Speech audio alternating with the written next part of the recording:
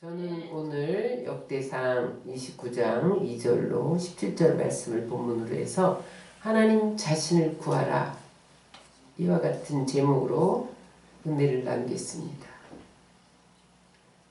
어떤 임금이 사냥꾼 옷을 입고 사냥을 하러 나가다가 길을 잃었습니다. 밤이 다가오니까 길을 잃고 왕궁에 못 들어갔는데 어디 둘러보니까 저기서 오두막집에서 불이 반짝반짝거리는 거야. 그래서 그 집에 가서 문을 두드렸습니다. 그랬더니 그 주인이 임금인 줄 알아보지 못하고 그냥 사냥꾼이 길을 잃었구나 잘 대접하고 잘 재워줬습니다. 이제 이 왕이 왕궁으로 돌아와서 그 오두막집 주인을 불렀습니다. 그때 길 잃었을 때 나를 잘 재워주고 대접해준 것 때문에 내가 살았습니다. 꼭 한 가지 소원을 들어주고 싶은데 무엇인지 한 가지만 말씀하십시오. 그랬어요.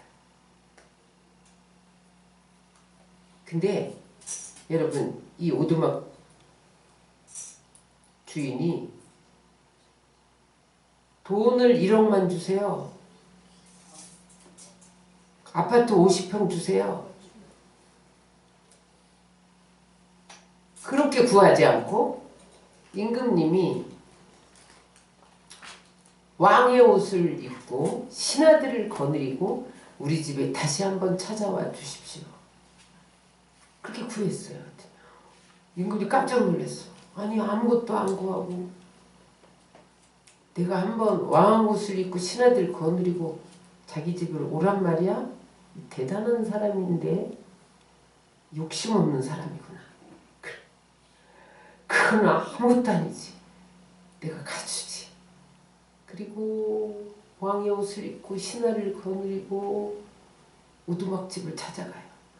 왕이 행차합니다. 그러니까 사람들이 왕이 오신다니까 길을 닫고 그 돌들을 골라내서 아스팔트를 깔고 그 오두막집을 다시 가서 집을 새로 지어갖고 단장을 해주고 그 오두막집 주인에게 새 옷을 입히고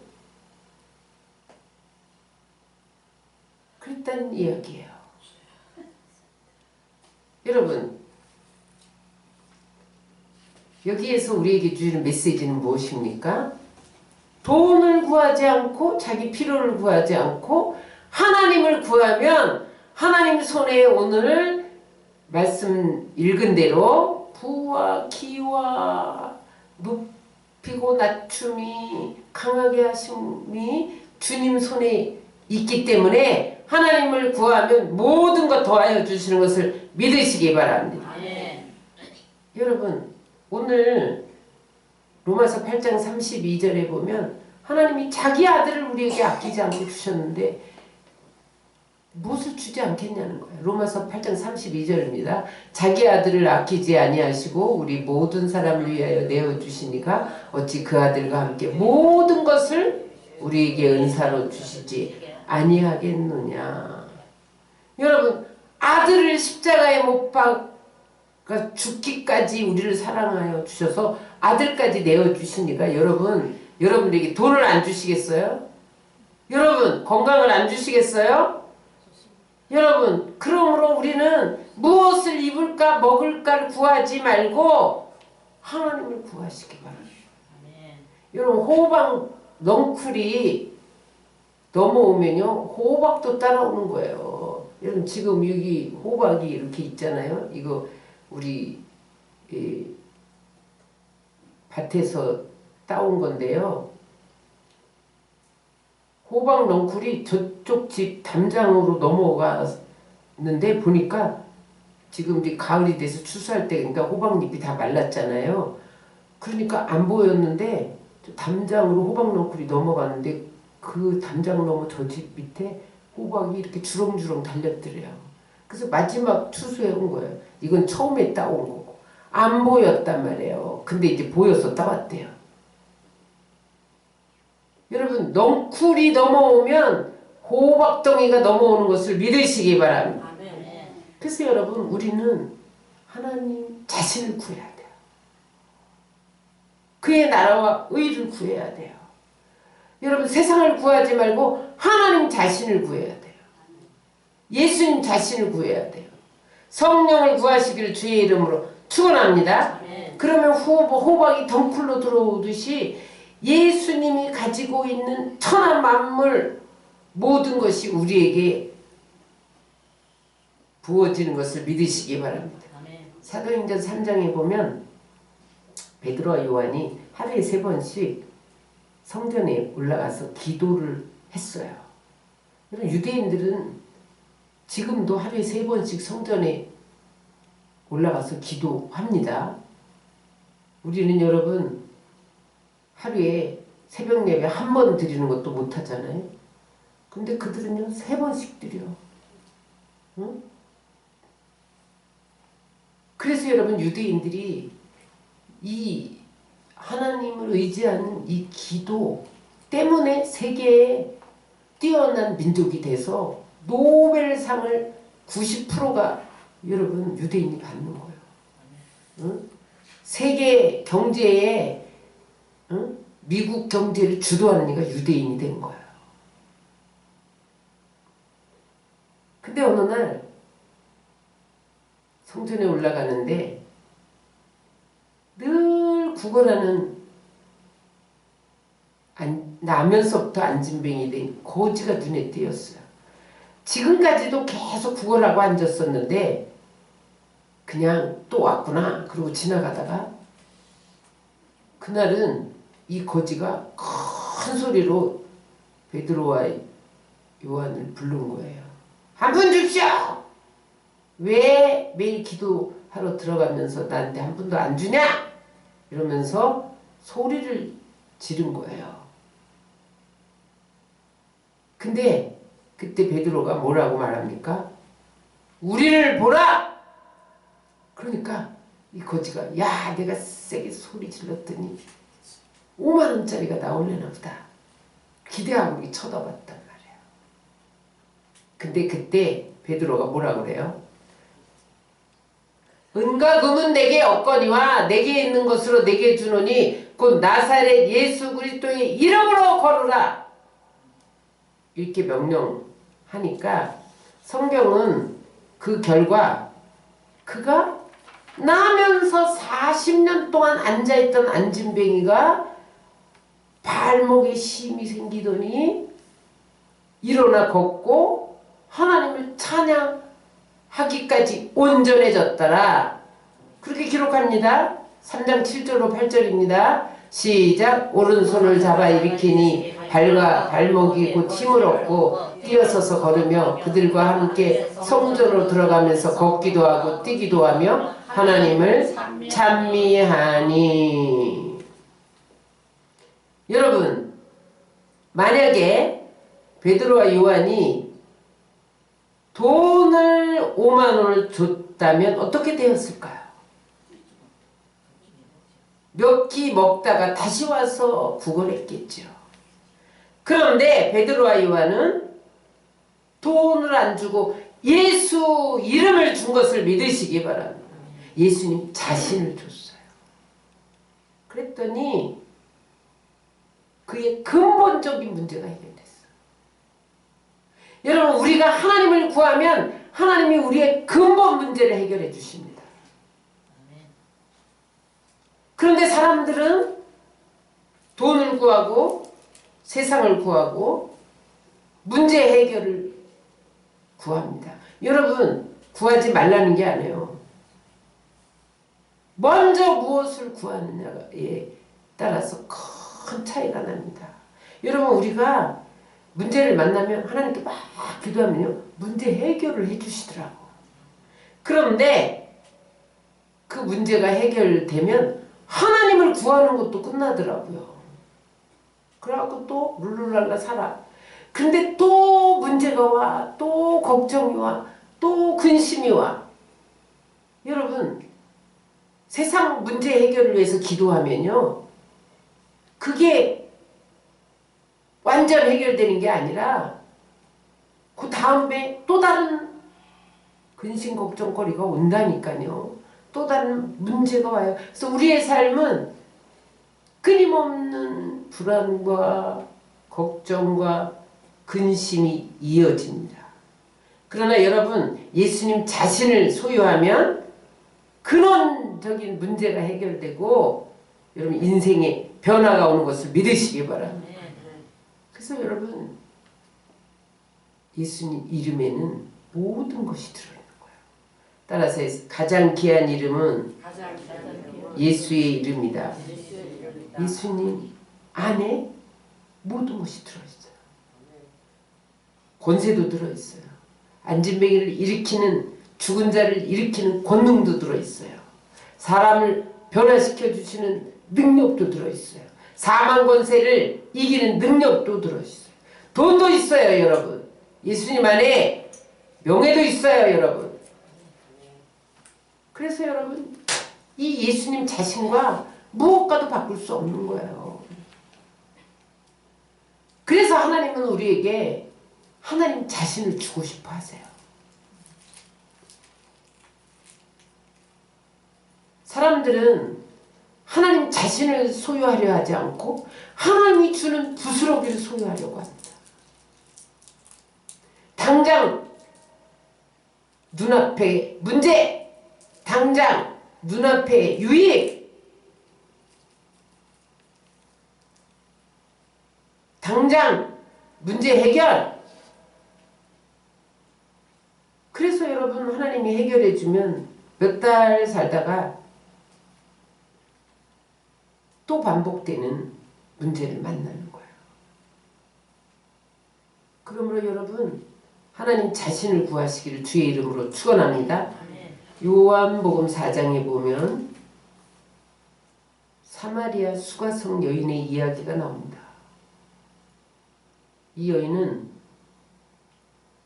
남편을 5번이나 바꿨는데도 만족이 없었어요. 지금 6번째 남자하고 사는데 예수님이 이 여인에게 자신을 주고 싶어서 다가갑니다. 여러분, 이 여인은 남자로 인해서 피곤하고 지쳐 있었어요. 만족을 찾아서 이 남자 만나고 저 남자 만났는데 삶이 나아지지 않고 실패의 연속이었어요. 근데 당시 여러분, 부정한 여인은 돌로 쳐 죽이도록 돼 있어요. 그러니까 여인들이 이 여인을 보면 벌레 보듯이 징그러워하는 거예요. 그러면서 그 여인이 지나가면 저 여인이 어쩌고 그러면서 손가락질을 하는 거예요. 이 소문이 온 사마리아 지역에 퍼져서 얼굴을 들 수 없게 됐어요. 그러니까 이 여인이 물이 떨어졌는데 물길러 서늘한 저녁에 가서 길어야 되는데 아무도 다니지 않는 낮 정오에 물길러 가는 거예요. 왜냐하면 중동 지역은 낮에는 50도 올라갑니다. 그래서 낮 12시가 되면 시에스타라 해서 모든 사람이 문 닫고 자요. 쉬는 시간이에요. 그래서 여러분, 결혼식을 왜 밤에 합니까? 등불 준비한 5처녀의 비유가 왜 나옵니까? 결혼식을 밤에 했어요. 낮에 너무 더워서 활동을 못하는 거예요. 그러니까 여러분, 물동이를 이고 우물가에 한 사람도 안 나오는 거예요. 너무 더우니까 다 잠자는 거예요.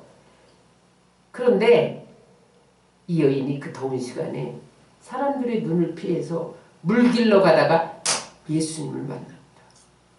예수님, 물 좀 달라. 근데 그 예수님이 웬 남자가 또 나를, 그러면서 아니 유대인이 왜 나를, 사마리아 여인과 상종도 안 하는데 나에게 물 좀 달라고 합니까? 근데 보니까 남편을 데려와라 남자인데 자기가 남편을 5명이나 바꾼 걸 다 알고 남편 데려오라는 거야. 그러니까 이 남편이, 이 여인이 뭐라 그래요?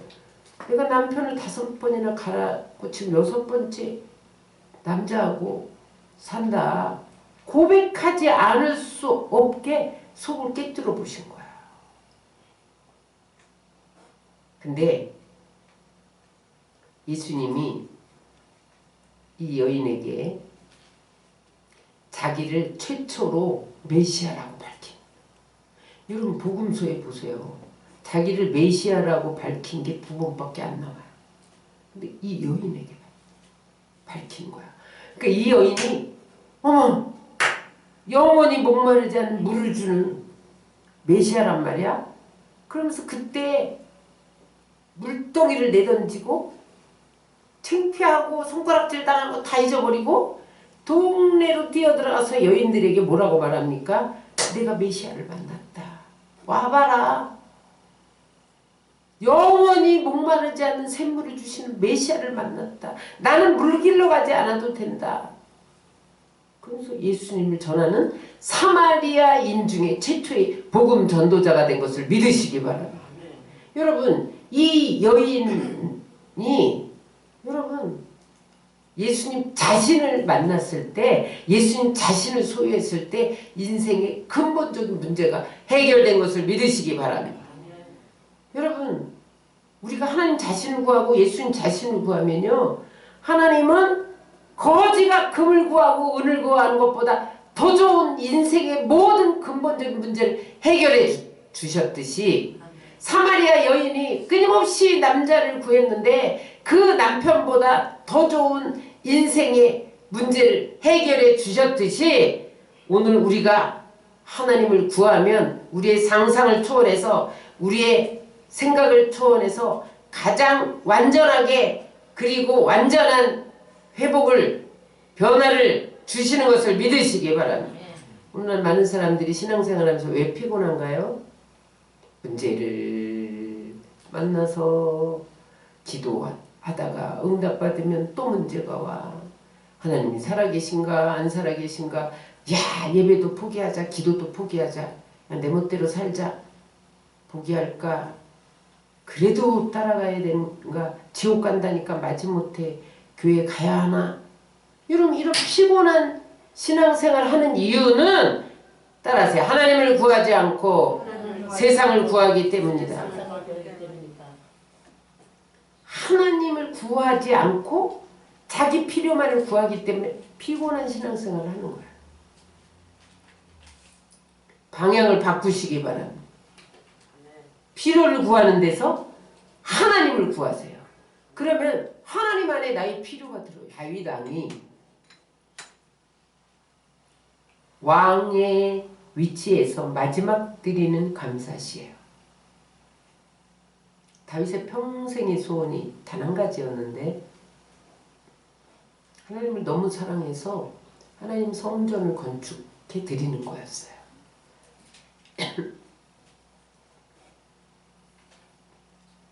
그런데 하나님 건축 지어드리고 싶어요. 그랬더니 나단 선지자를 통해서 하나님 뭐라고 그러시냐면, 넌 전쟁에서 너무 많이 피를 흘렸기 때문에 마음만 받을게.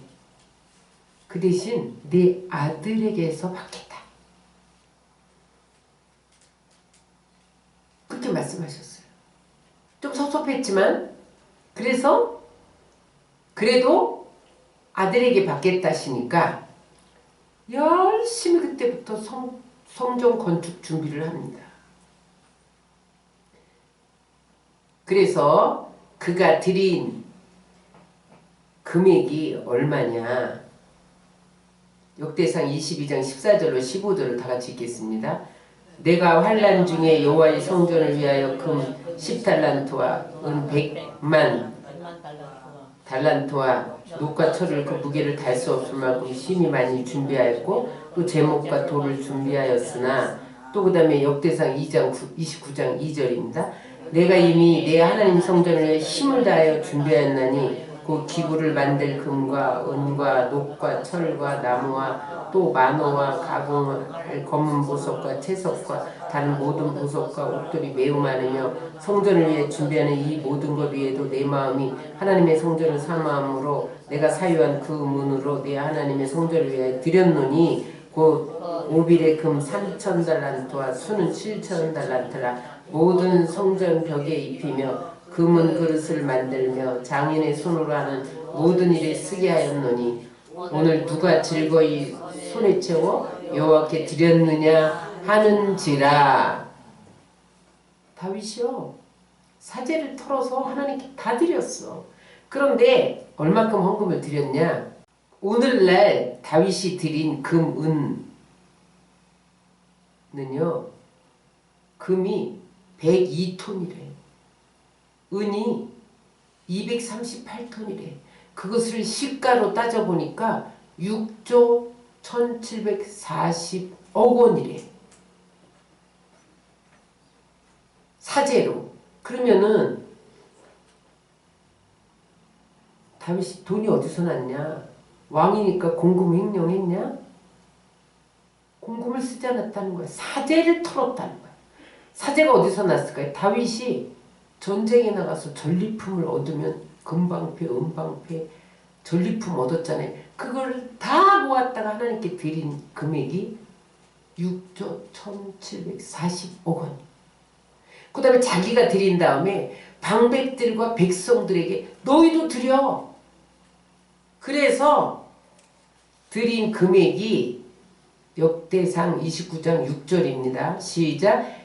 이에 모든 가문의 지도자들과 이스라엘 모든 지파의 지도자들과 천부장과 백부장과 왕의 사무관이 다 즐거이 드리되 하나님의 성전을 공사를 위하여 금 5,000달란트와 금 10,000다릭은 10,000달란트와 노 18,000달란트와 철 100,000달란트를 드리고 보석을 가진 모든 사람 게르손 사람 여이엘의 손에 맡겨 여호와의 성전 곳간에 드렸더라. 그래서 여러분 방백들이 드리는 헌금은 위로 올라가 주세요. 다시 방백들이 드리는 헌금은 얼마라고요? 다 같이 10조 1602억 원. 그래서 합계가 16조 3342억 원.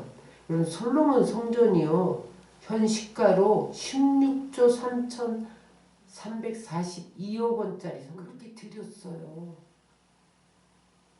그런데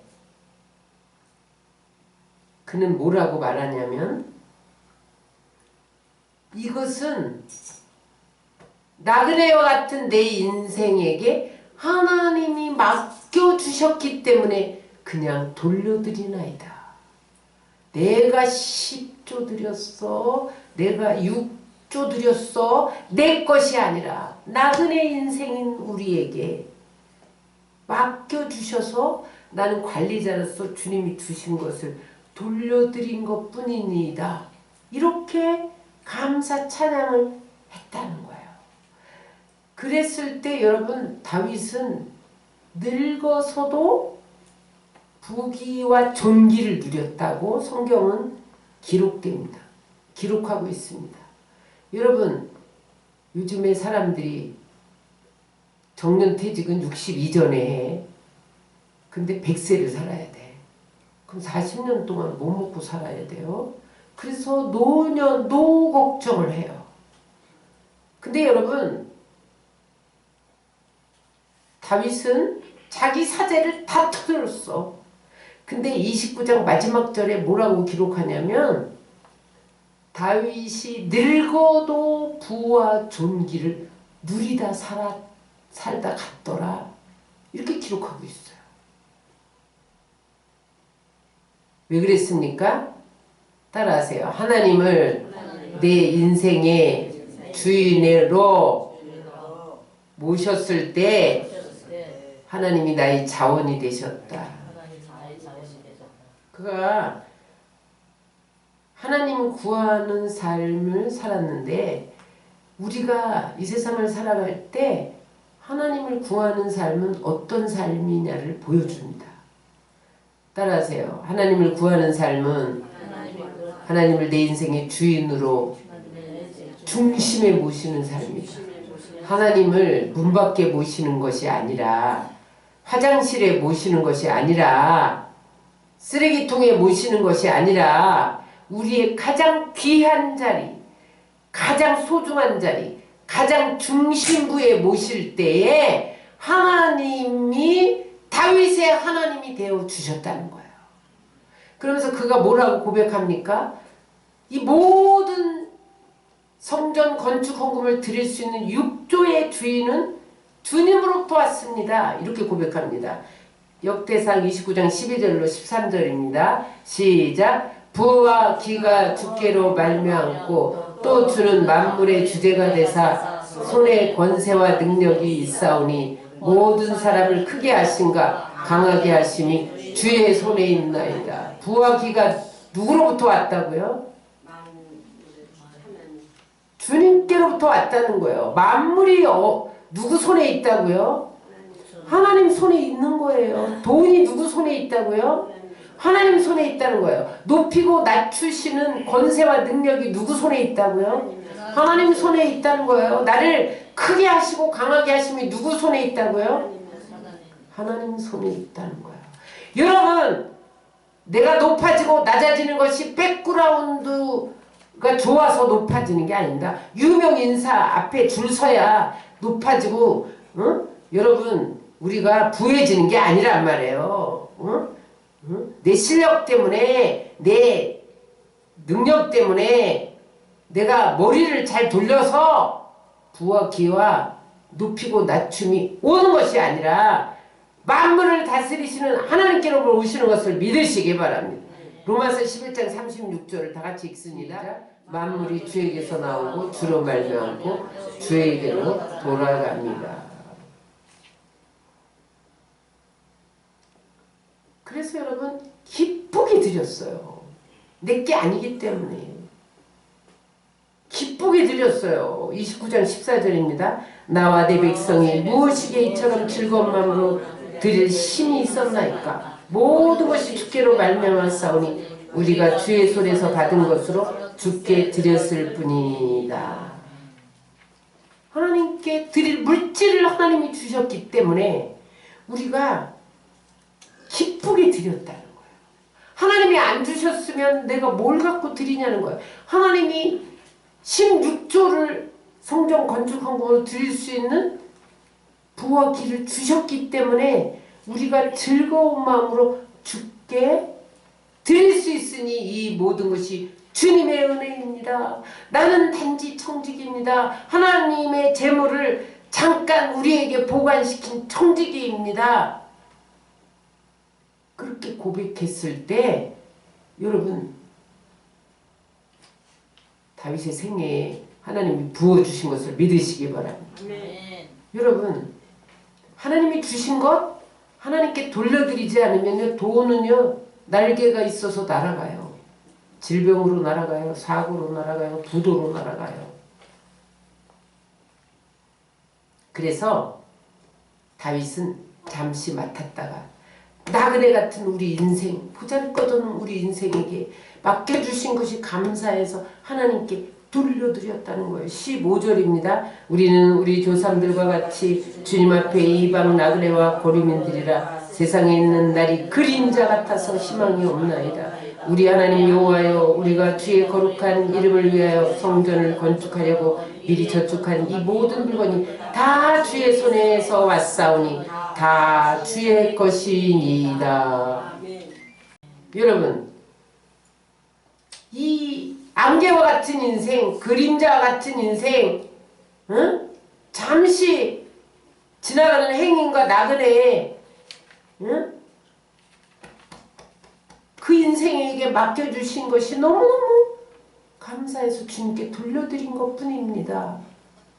그랬기 때문에 여러분 다윗은 드릴 수 있었다는 거예요. 여러분 이게 내 거다 이렇게 생각하면 하나님께 드릴 수가 없어요. 여러분 평생 1,000원 헌금 드리는 사람은요 이게 내 거라고 생각하기 때문에 1,000원밖에 못 드리는 거예요. 평생 10,000원 드리는 사람은요 이게 내 거라고 생각하기 때문에 못 드리는 거예요. 통장에는 1,000,000원이 있는데 하나님께 평생 10,000원을 드리는 것은 하나님 거라고 생각하지 못하기 때문에 하나님 이걸 드리면 하나님이 물질을 주관하셔서 다 더 주신다는 것을 체험하지 못했기 때문에 못 드리다가 가는 거예요. 근데 여러분 다윗이 그렇게 드린 결과 29장 28절은 이렇게 기록합니다. 다 같이 시작. 그가 나이 많아 늙도록 부하고 존귀를 누리다가 죽음에 그 아들 솔로몬이 대신하여 왕이 되니라. 자기 사제를 다 털어서 6조를 드렸더니 하나님이 나이 많아 늙도록 고생한 것이 아니라 어떻게 됐다? 부하고 존귀. 하나님이 사람들 앞에서 존귀.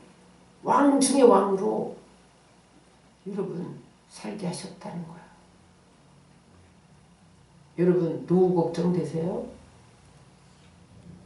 자식 바라보고 계세요? 자식이 나의 노후를 책임져 줄 거야. 그걸 어떻게 믿어요? 응? 내가 맥시멈 액티브하게 활동할 수 있는 나이가 75세에서 80이라고 보면 그 이후에는요, 80 이후에는 덤으로 사는 거야. 왜냐면 인생이 70이고 80이라 할 때 우린 나그네예요, 여러분.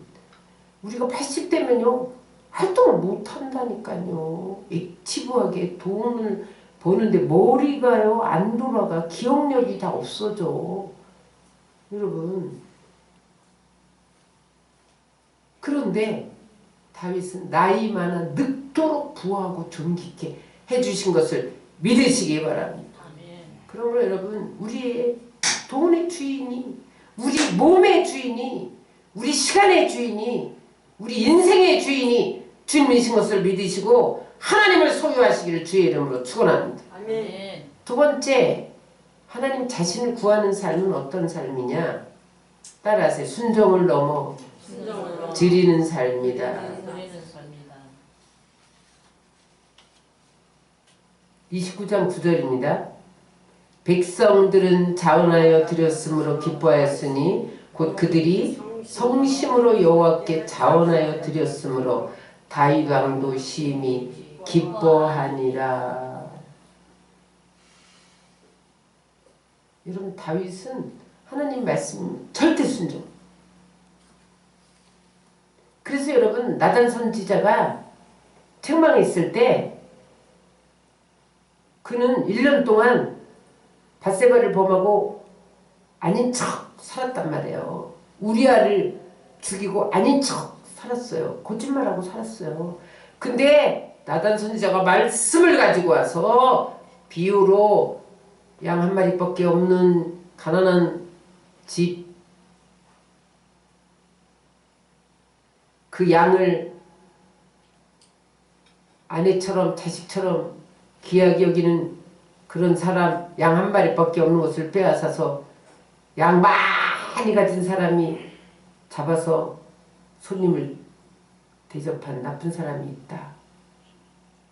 그러니까 다윗이 그런 나쁜 놈 그랬는데 바로 너야 이랬을 때 이제까지 속이고 거짓말하고 아닌 척하고 살았는데 납작 엎드리면서 주여 제가 범죄했나이다. 그 다음에 침상을 배로 띄우듯이 눈물을 흘리고 회개했잖아요. 왜냐하면 절대 순종. 여러분 성경은 구약 성경을 한마디로 요약해라. 그러면 따라서 순종하면 복을 받고 불순종하면 저주받는다. 이게 핵심이거든요.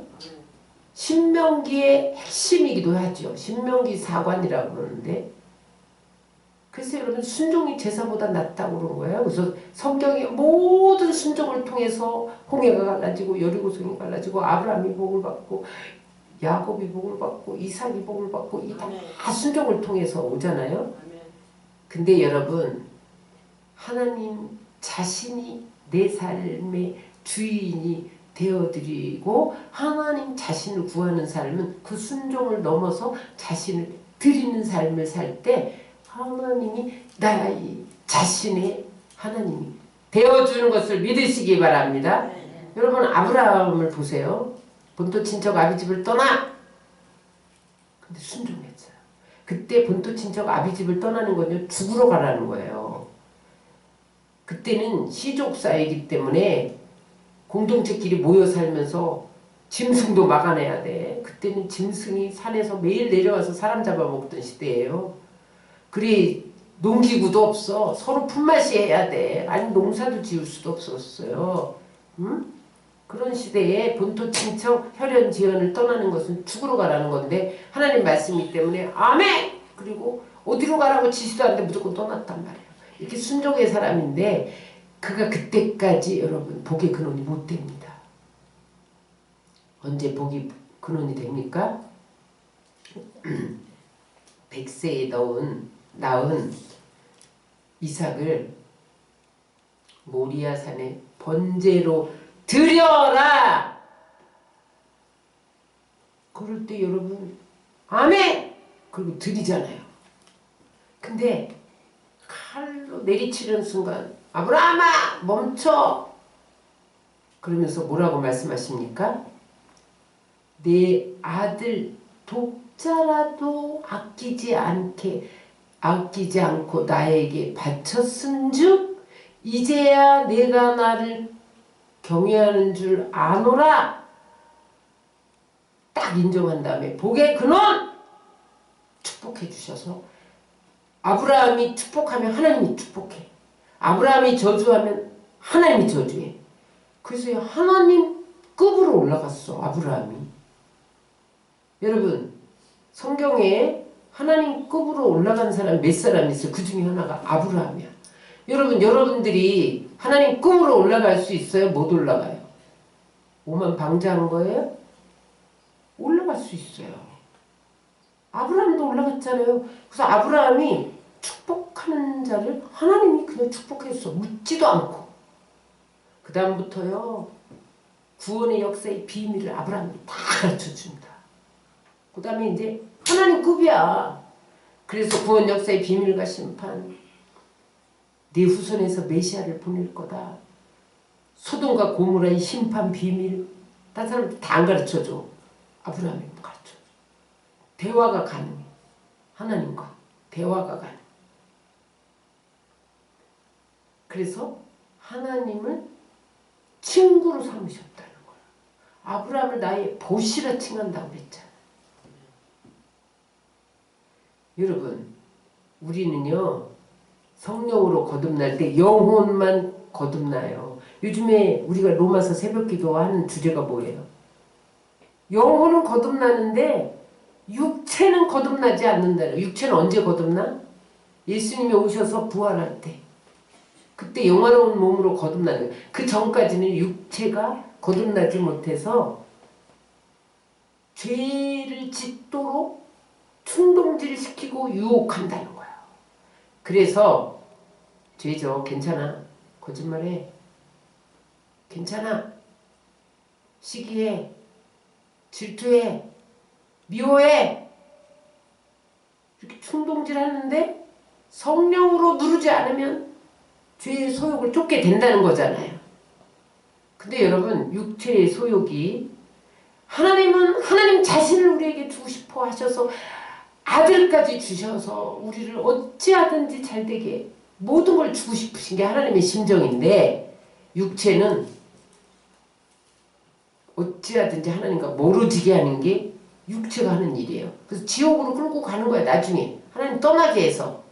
그러니까 육체가 하나님께 드리는 삶을 살아서 복받기를 원할까요? 인색한 마음을 심고 아까워하는 마음을 심어서 복 못 받게 할까요?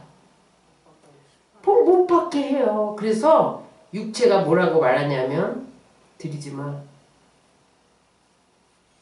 1 플러스 1은 제로야. 너 그거 드리면 제로가 된다?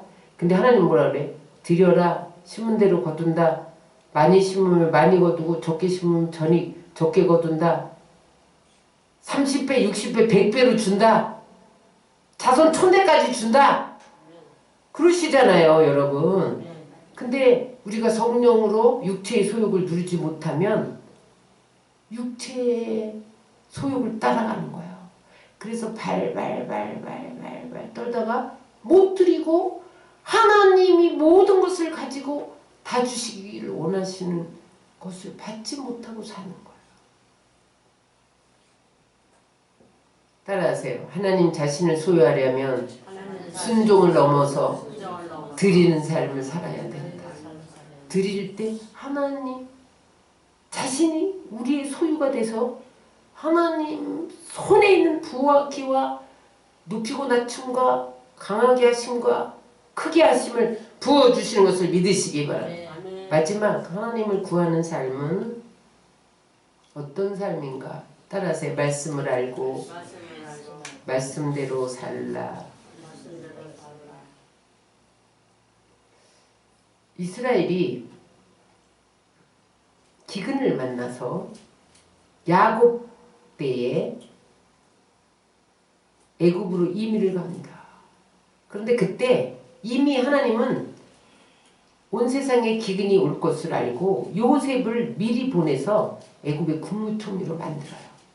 그래서 요셉이 기근에 시달리고 있는 아버지 야곱을, 형제들을 이민시킵니다. 애굽으로. 그래서 고센 땅에서 가장 비옥한 땅에서 잘 먹고 잘 살았어요. 그런데 요셉이 나이 들어 죽었잖아요. 그리고 이제 세대가 바뀌었어요. 그래서 요셉을 알지 못하는 왕이 일어났는데 그때 요셉에게 초청되어 갈 때 야곱의 가족이 70명이 갔어요. 그러니까 야곱, 그 다음에 12아들, 그 다음에 며느리, 손자, 아들 다 플러스 하니까 70명이야. 그래서 70명으로 애굽으로 이민 갔는데 430년 후에 장정만 200만으로 변한 거예요. 60만이죠. 그러니까 약 200만으로 번성한 거예요. 그러니까 요셉을 알지 못하는 왕이 일어났는데 그 왕이 야 이스라엘 민족이 저렇게 번성하다가는 저것들이 적들과 힘을 합쳐서 우리를 쫓아내고 자기들이 이 나라의 주인이 될 거 아니야? 이렇게 생각을 하고 번성을 막자. 그래서 어떻게 합니까? 피곤하게 만들어. 그래서 아이를 못 만들도록 어떻게 노동을 시켜. 벽돌 이기기, 성건축, 농사 짓기. 피곤해서 아이를 못 낳게 하도록. 그런데 이게 웬일이야. 하나님이 아브라함에게 준 약속이 있잖아요. 하늘의 별처럼 바다의 모래처럼 네 자손이 많아지리라. 그러니까 뭐 하나님 약속대로 힘들거나 노동을 하거나 뭐 아이를 더 잘라 더 번성해. 그러니까 2차 바로의 정책이 뭐냐면 시브리 산파들을 불러서 시브리 아이를 낳을 때 남자는 다 죽여라. 탯줄 끊는 순간 목을 쳐라. 이렇게 명령을 내린 거예요. 근데 산파들이 하나님을 두려워해서 못 죽이고 살립니다. 그래서 왕이 어찌하여 왕의 명령을 어겼느냐? 그럴 땐 살짝 거짓말해. 내가 아이 받으려고 달려가면 벌써 히브리 여인들이 아이를 낳아버렸는데 어떻게 죽이냐? 그러니까 제3탄 그러면 히브리 모든 백성 부모에게 말하노라. 아이를 낳을 때 남자아이거든 하수에 버려서 죽게 해라. 모든 부모들에게 명령한 거예요. 근데 그때에 그런 남아 학살 명령이 내려졌을 때 모세가 태어나잖아요. 근데 그 아버지가 레위 족속 아므람이었어요. 어머니는 요게벳이었어요. 이들이 아이를 낳는데 얘가 준수하게 생긴 거예요. 여기 준수하다는 것은 잘생겼다는 의미만이 아니라 뭔가 이 아이에게 하나님의 섭리가 들어있는 것을 영적으로 느낀 거예요. 왜냐하면 이들은 레위 족속이잖아요. 그러니까 하나님의 말씀을 잘 알아. 이들은 말씀을 공부를 했어. 말씀을 연구를 했어요.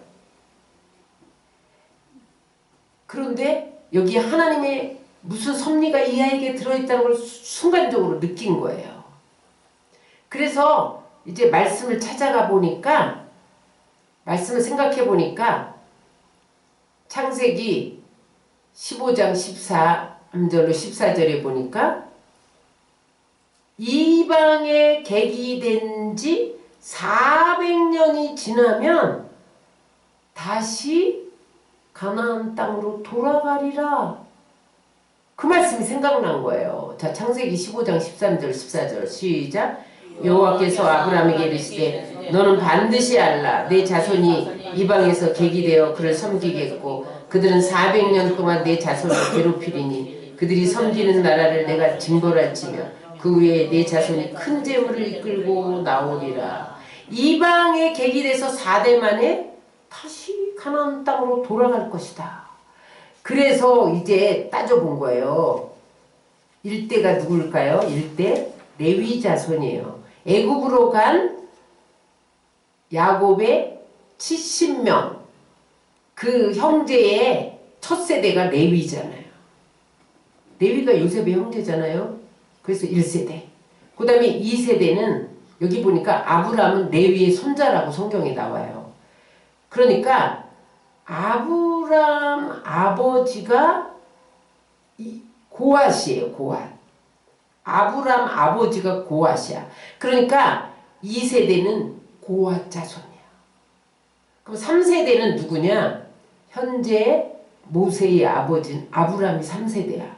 그럼 모세대는 몇 세대? 모세는 4세대죠. 그러니까 지금 말씀을 알고 있는 레위 족속 아브라함이 생각할 때 모세를 보니까 얘가 4대네. 근데 무슨 하나님의 섭리가 들어있는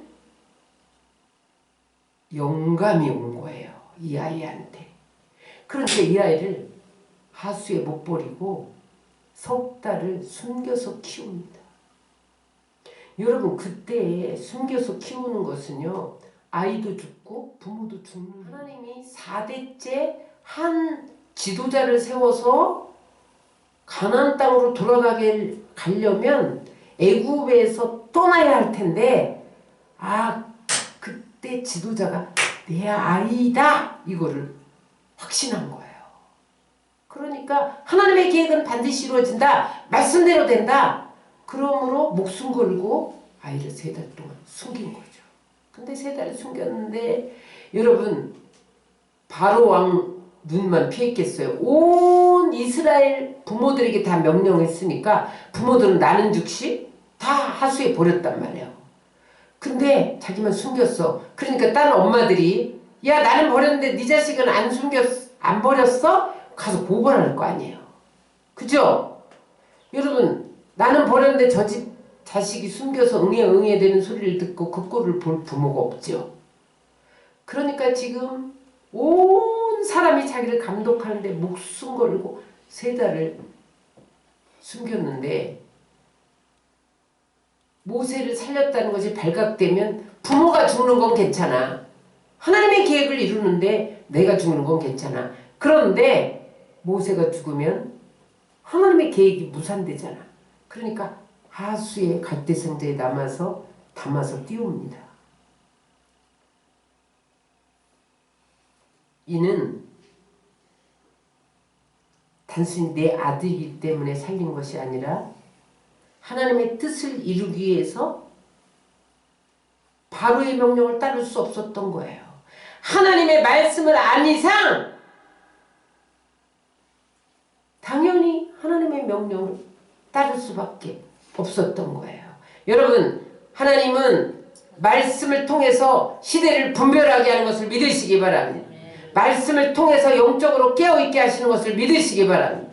여러분 요게벳이 아므람이 말씀을 알기 때문에 지금이 4대다. 곧 가나안 땅으로 들어갈 시기다. 시대를 분별했어요. 여러분 지금 주님 오실 때가 너무 가까웠는데 하마스와 이스라엘 전쟁을 보고도 야 하나님이 지금 마지막 때를 향해서 움직이고 계시구나. 이것을 못 깨닫는 사람 말씀 안에 있지 않기 때문에 그래요. 저러다가 피 흘리다가 이스라엘이 이기고 끝날 거야. 이렇게 생각하는 사람은 말씀이 없기 때문에 시대를 분별하지 못해서 그렇게 말하는 거예요. 그러나 여러분 말씀을 아는 사람은 시대를 분별하고 말씀대로 하나님 뜻대로 사는 것을 믿으시기 바랍니다. 또 한 사람이 있었어요. 여러분 다니엘은 말씀을 읽다가 예레미야서를 읽다가 포로된 지 70년 만에 바벨론에서 본토로 귀환한다는 것을 깨달았어요. 그 말씀이 어디에 있습니까? 다니엘서 9장 2절로 3절에 있습니다. 시작. 나 다니엘이 책을 통해 여호와께서 말씀으로 선지자 예레미야에게 알려주신 그 연수를 깨달았나니 곧 예루살렘의 황폐함이 70년 만에 그치리라 하신 것이니라. 내가 금식하며 베옷을 입고 죄를 덮어쓰고 주 하나님께 기도하며 간구하기를 결심하고 또 25장 11절 13절 시작. 이 민족들은 70년 동안 바벨론의 왕을 섬기리라. 여호와의 말씀이니라. 70년이 끝나면 내가 바벨론의 왕과 그 나라와 갈대아인의 땅을 그 죄악으로 말미암아 벌하여 영원히 폐허가 되게 하게. 네, 내가 그 땅을 향하여 선언한 바 곧 예레미야가 모든 민족을 향하여 예언하고 이 책에 기록한 나의 모든 말을 그 땅에 임하게 하리라.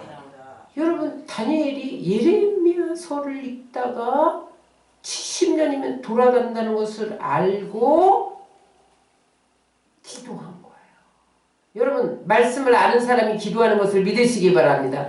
근데 이게 웬일이야? 왕위에 다른 신에게 구하면 사자굴에 집어넣는데 그래도 말씀을 알기 때문에 하나님의 뜻을 알기 때문에 창문을 열고 하루에 3번씩 기도하다가 사자굴에 던져졌지만 하나님이 사자들의 입을 봉한 것을 믿으시기 바랍니다. 여러분 하나님 구하는 삶은요 말씀을 구하는 삶이에요. 하나님을 구하는 삶은 말씀을 부여잡고 기도하는 삶이에요. 여러분 하나님은 언제 우리에게 오십니까? 말씀을 부여잡고 기도할 때 하나님의 뜻을 알려주시고 시대를 분별하게 하고 하나님의 비밀을 알려주시고 마지막 때를 알려주시는 것을 믿으시기 바랍니다. 그래서 다시 돌아가면 요게벳은 말씀을 통해서 그리고 말씀 속에 나오는 모든 역사를 통해서 하나님이 한 시대에 한 지도자를 세워서 나라를 변화시키고 심판하시기도 하고 축복하게 하셨던 것을 알고 있었던 거예요. 응? 노아를 통해서 홍수를 심판하고 요셉을 애굽으로 미리 보내서 기근을 피하게 하시고 여러분 그걸 알았던 거죠. 그러므로 이제는 우리 아들을 통해서 하나님이 이 백성들을 애굽에서 나가게 하시고 가나안 땅에 이르게 할 지도자로 삼을 것이라는 것을 확신하고 숨겼던 거예요. 근데 여러분 그렇게 말씀대로 될 것에 목숨을 걸을 때 어떤 역사가 일어납니까? 모세를 나일강에 띄우자마자 하나님이 바로 공주의 마음을 감동시켜서 빨리 나일강에 가서 목욕하라는 거예요. 여러분 왕궁에 얼마나 목욕시설이 잘 되어 있을 텐데 하나님이 그 마음에 강하게 나일강으로 발걸음을 옮기도록 마음에 목욕할 마음을 주신 것을 믿으시기 바랍니다. 그래서 시녀들을 거닐고 나일강가에 나왔는데 웬 상자에서 아이 울음소리가 들리고 열어보니까 히브리 아이야. 할례를 행한 것을 보고 히브리 아이라는 걸 알았잖아요. 그래서 그 아이를 데려다 왕궁에서 키워요. 그런데 또 모세의 누이 미리암이 재빠르게 달려가서 유모를 구해야 되지 않겠습니까? 유모를 구해드리겠습니다. 자기 엄마를 들여보내자.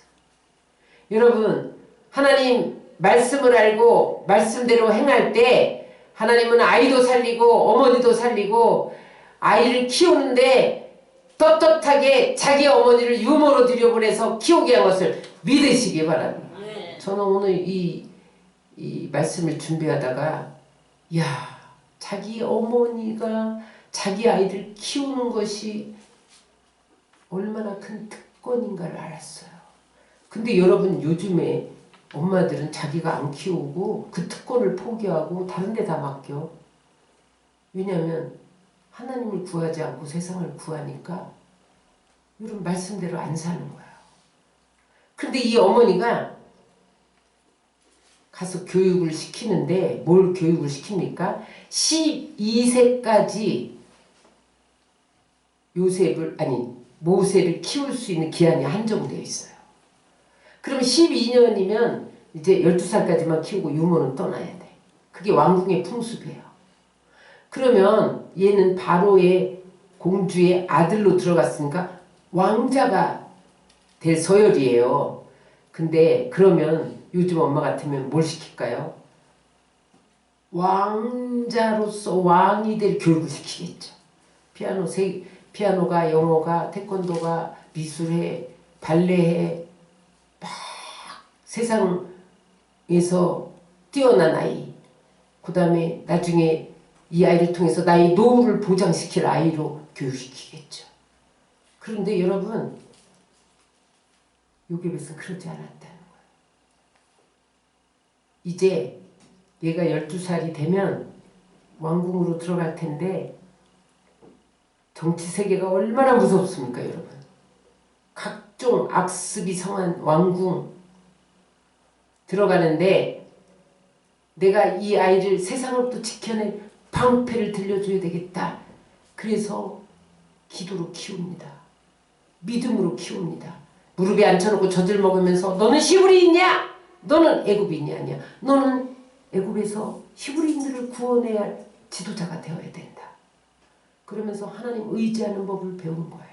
하나님 자신을 소유하는 법을 배운 거예요. 그게 뭡니까? 말씀과 기도죠. 그래서 그렇게 키워서 12살에 모세를 왕궁으로 들여보낸 결과 나중에 모세가 장차 어떻게 된 것을 히브리서 기자는 이렇게 기록합니다. 히브리서 11장 23절 26절입니다. 믿음으로 모세가 낳았을 때 그 부모가 아름다운 아이임을 보고 석 달 동안 숨겨 왕의 명령을 무서워하지 아니하였으며 믿음으로 모세는 장성하여 바로의 공주의 아들이라 칭함받기를 거절하고 도리어 하나님의 백성과 함께 고난받기를 잠시 죄악의 낙을 누리는 것보다 더 좋아하고 그리스도를 위하여 받는 수모를 애굽의 모든 보화보다 더 큰 재물을 여겼으니 이는 상주이심을 바라보니라. 그래서 여러분 모세가 왕자가 돼서 왕이 될 것을 포기하고 자기 백성들에서 고난을 받으면서 백성들을 출애굽시키는 지도자로 성장했다는 거예요. 저는 이 말씀을 준비하면서 왜 하나님이 모세를 요게벳에게 맡겼을까? 다른 엄마들 많잖아요. 요게벳은 하나님의 말씀을 알고 말씀대로 살아가는 여인이기 때문에 하나님께서 출애굽 지도자를 이 여인에게 맡기면 틀림없다고 믿어주신 거예요. 여러분, 하나님을 구하는 삶은, 하나님 자신을 소유하는 삶은 말씀을 알고 말씀대로 행할 때 하나님이 우리의 소유가 되어주시는 것을 믿으시기 바랍니다. 그래서 모세는 이스라엘 역사상 가장 위대한 사명을, 이스라엘 백성을 애굽에서 건져내는 그런 사명을 성취하고 하나님의 영광을 드러낸 사람으로 기록되었죠. 여러분은 지금까지 20년, 30년, 40년, 50년, 10년 신앙생활 하면서 무엇을 구했나요?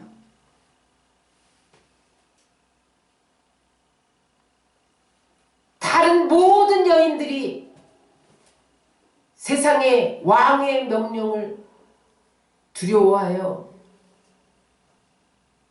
그 명령에 순종하고 있을 때 요게벳은 하나님의 말씀을 알기 때문에 하나님의 명령에 목숨을 걸었더니 하나님이 아이도 살리고 엄마도 살리고 아이를 장차 이스라엘을 구원하는 구원자로 삼으셨다는 거예요. 여러분은 어떻게 행하고 계십니까? 여러분은 어떻게 자녀 교육을 하고 있나요? 세상의 명예를 얻기 위해서? 돈을 얻기 위해서? 나의 노후를 책임지게 하는 아이로 성장하기 위해서 키우나요? 여러분은 지금 무엇을 구하고 있나요?